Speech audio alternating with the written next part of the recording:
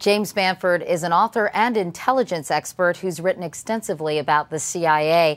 Obviously, this isn't the first time we've heard details about so-called enhanced interrogation techniques, which others describe as torture. In your view, how egregious are the revelations about these latest techniques?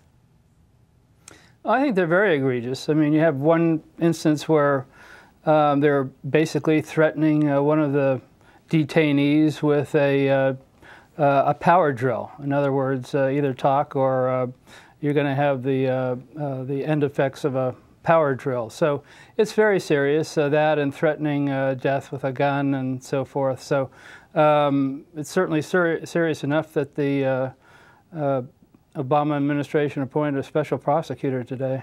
Are these in direct violation of the Geneva Conventions? And if so, how significant is that? Well, threatening death is a form of torture. It's considered torture by the United States, and the United States has agreed to uphold the anti-torture provisions of the international treaty, so it certainly is a violation, yes. Do other civilized nations engage in these methods?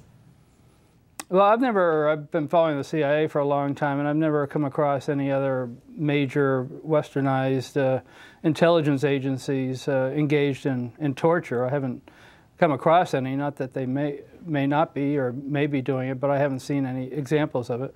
What about those who say making threats against a detainee's family is acceptable if it's effective and prevents another massive terrorist attack?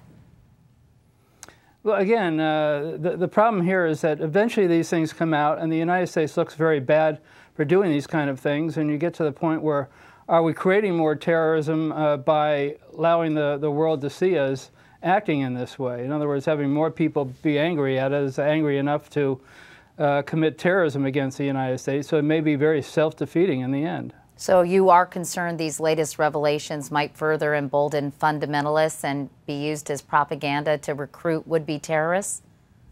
Well, sure. After Abu Ghraib, there was an enormous upsurge in hatred towards the United States, and that hatred is what drives terrorism. So I wouldn't be surprised if the revelations that are coming out now are going to create a similar situation, not quite as bad, but similar to what happened with Abu Ghraib. And finally, Mr. Bamford, why would the FBI be able to handle these interrogations any better than the CIA?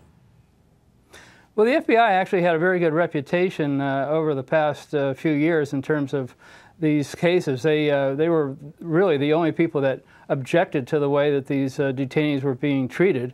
While the CIA was engaged in these activities, the FBI was basically protesting against them. So they've shown in the past that they're more adept to handling these things than the CIA. James Bamford. Mr. Bamford, thanks very much. My pleasure, Katie.